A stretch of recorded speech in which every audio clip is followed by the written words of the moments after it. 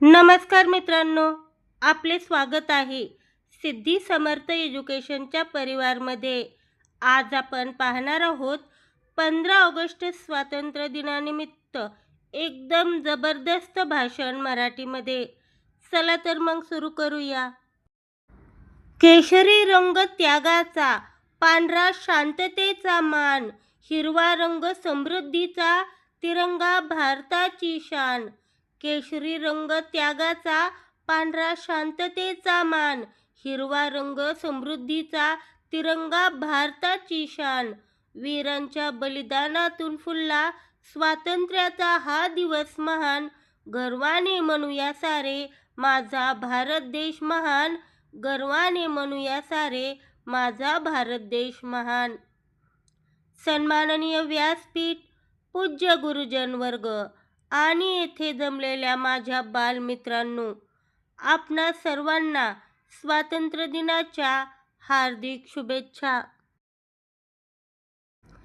आज आपण सर्वजण येथे 15 ऑगस्ट म्हणजेच आपल्या भारताचा स्वातंत्र्य दिन साजरा करण्यासाठी अत्यंत उत्साहाने जमलो आहोत.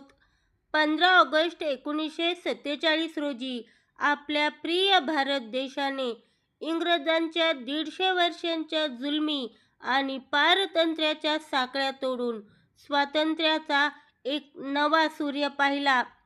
हे स्वातंत्र्य आपल्याला सहज किंवा विनासायास मिळालेले नाही.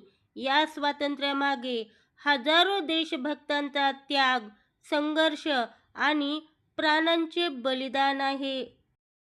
महात्मा गांधी, लोकमान्य टिळक, भगतसिंग, सुखदेव, राजगुरू, सुभाषचंद्र बोस, स्वातंत्र्यवीर सावरकर आणि पंडित जवाहरलाल नेहरू यासारख्या थोर नेत्यांनी आणि अगणित क्रांतिकारकांनी आपल्या प्राणांची आहुती देऊन देशाला स्वातंत्र्य केले.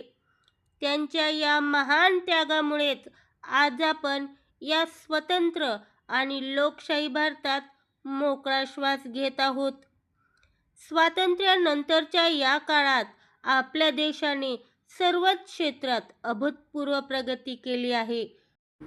स्वातंत्र्यानंतरच्या या काळात आपल्या देशाने सर्वच क्षेत्रात अभूतपूर्व प्रगती केली आहे. शिक्षण, विज्ञान, तंत्रज्ञान, वैद्यकीय क्षेत्र, शेती आणि अंतराळ संशोधन यासारख्या प्रत्येक क्षेत्रात भारताने आपली वेगळी ओळख निर्माण केली आहे. आज जगाच्या नकाशावर भारत एक विकसित आणि शक्तिशाली देश म्हणून वेगाने पुढे जात आहे.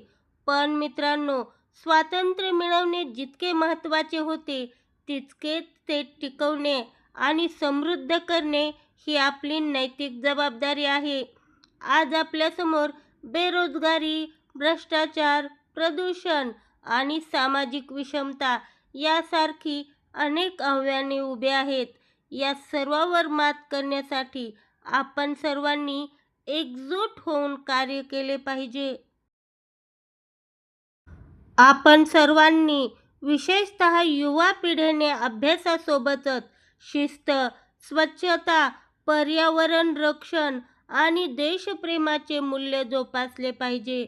जेव्हा प्रत्येक नागरिक आपले कर्तव्य प्रामाणिकपणे पार पाडेल, तेव्हाच आपला भारत देश खऱ्या अर्थाने विश्वगुरू बनेल. चला तर मग आजच्या या पवित्र दिवशी आपण आपल्या भारत मातेला अधिक समृद्ध, शक्तिशाली आणि उज्ज्वल बनवण्याचा संकल्प करूया. एवढे बोलून मी माझे भाषण संपवते. जय हिंद, जय भारत, भारत माता की जय. धन्यवाद.